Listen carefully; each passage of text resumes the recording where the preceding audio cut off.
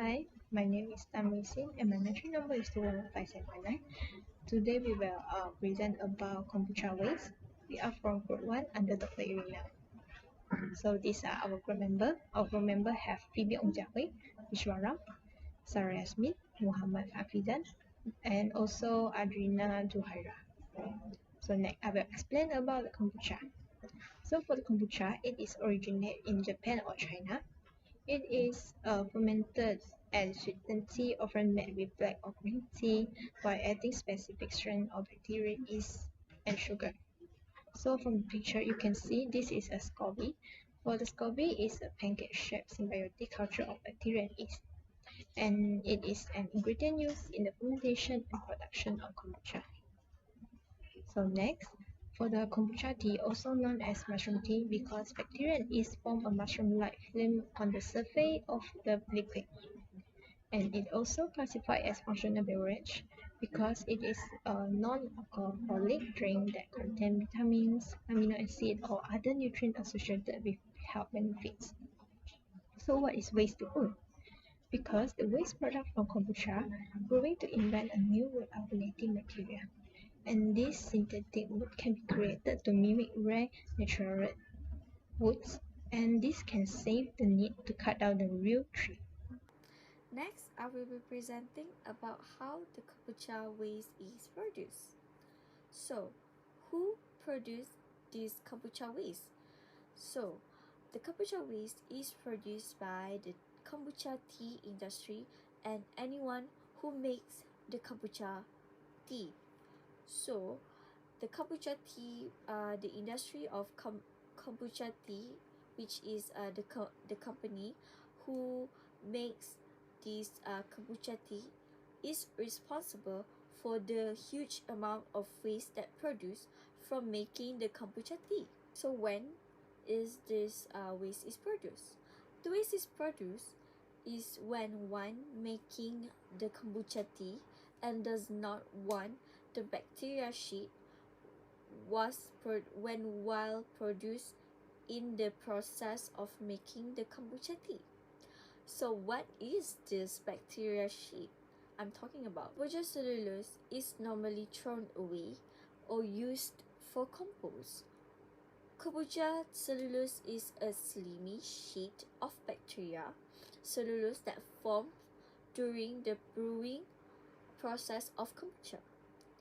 So normally this this sheet is usually thrown away without any use anymore. Hi, and Assalamualaikum. My name is Sarah binti Johar. My matrix number is 212473. So today I am going to present about the waste impacts toward public health and the environment. So the first one is eco-friendly electronics. Due to the porous nature and the absorptive interactions by the kombucha SCOBY membrane, they are also used as an electrical current conductivity. Next, the kombucha waste also can use in the biomedical application. One of the terms for the SCOBY is zooglia, which translates as living skin and helps heal the skin from burns, wounds, and other skin ailments. So the how does it happen is because the pH of the culture, it inhibits the growth of harmful organisms. Assalamualaikum warahmatullahi wabarakatuh.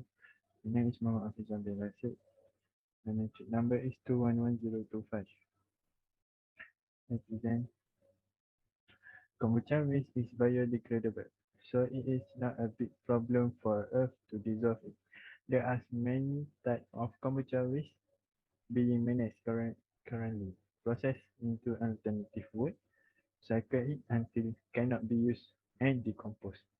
Normally, kombucha waste is thrown away because our Earth is have an appetite for it. Kombucha waste turned into wood. Juice is created by combining cellulose and putting it into milk. Then it acts like a binder. Agar is added.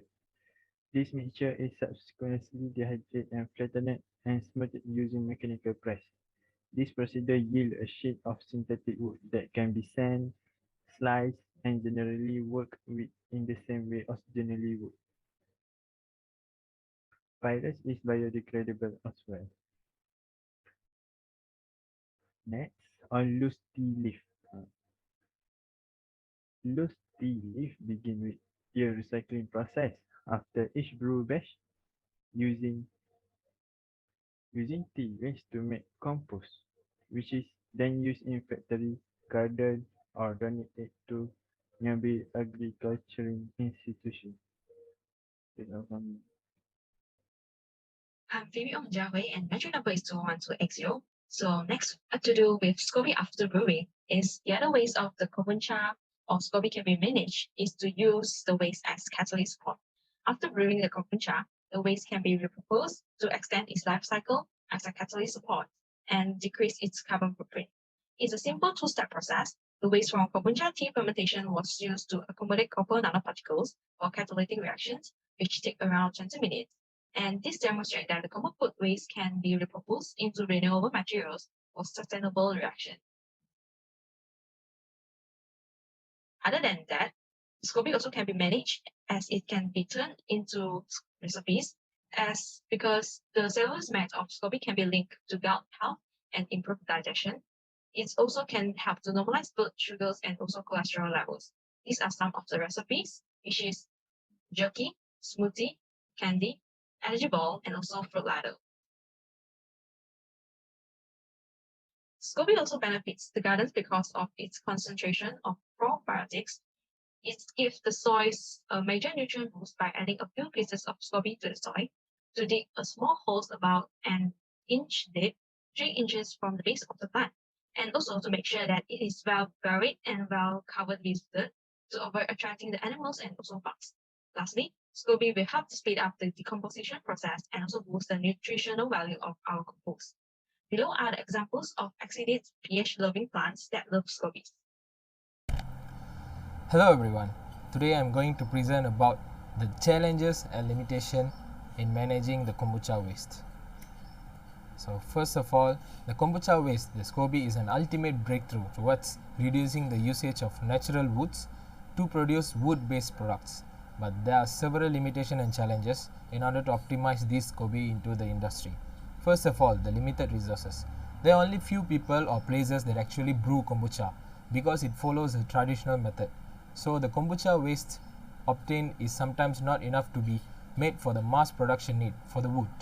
The next one is limited time.